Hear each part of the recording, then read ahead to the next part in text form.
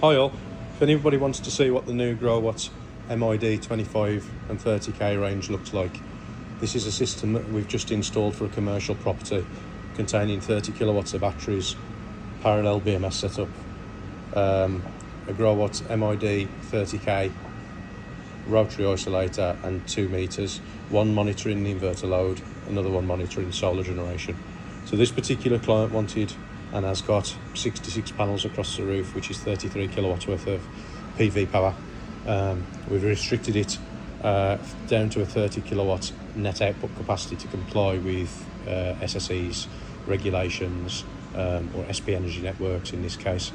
He's got a brand new fresh main incoming supply cable directly off the substation's transformer, which is on an overhead pole, and then the clients had a large panel installation to cater for the fabrication premises loads. So with this particular system, we've used a parallel battery setup, meaning you can expand it even further. We can have 2 BMS battery inputs on the base of this particular unit itself, and these batteries are modular in 5 kilowatt increments, expandable up to 30 kilowatts per BMS basically. We can also, if we needed to, daisy chain these inverters and use an SME or a Growatt Shinemaster in order to be able to make multiple inverters work side by side. So with this particular property, it's got 3-phase incoming supply. It's got phase balancing on this particular inverter, so if one phase is calling for more power than the other alternative phases, the inverter will discharge in coordination with that phase's needs basically. So it could put 6 kilowatts to phase 2, 2 kilowatts to phase 1, 2 kilowatts to phase 3, and in doing that it'll just basically mean these batteries meet all the premises loads, keeping the property off grid for a longer period of time. These batteries as well run at high voltage as opposed to low voltage, so they have a higher depth of discharge. They can move energy greater in a shorter period of time. With this particular inverter as well, it has got the option for forced charge functionality. So if we wanted to charge it up on the cheap rate at low energy cost periods, we can do so if required.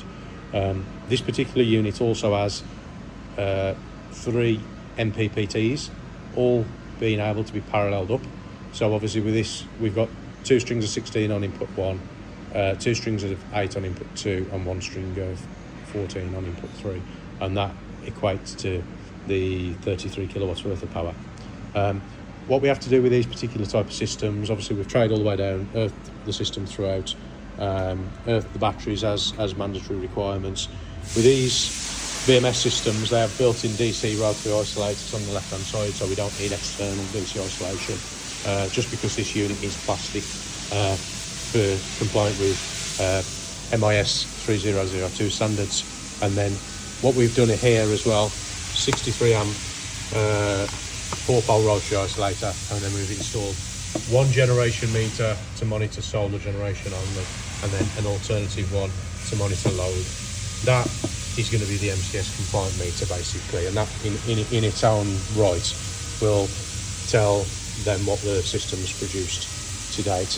Being a commercial doesn't necessarily need MCS compliance, but we've adhered to it anyway, as a good routine mandatory measure from our internal auditing perspective.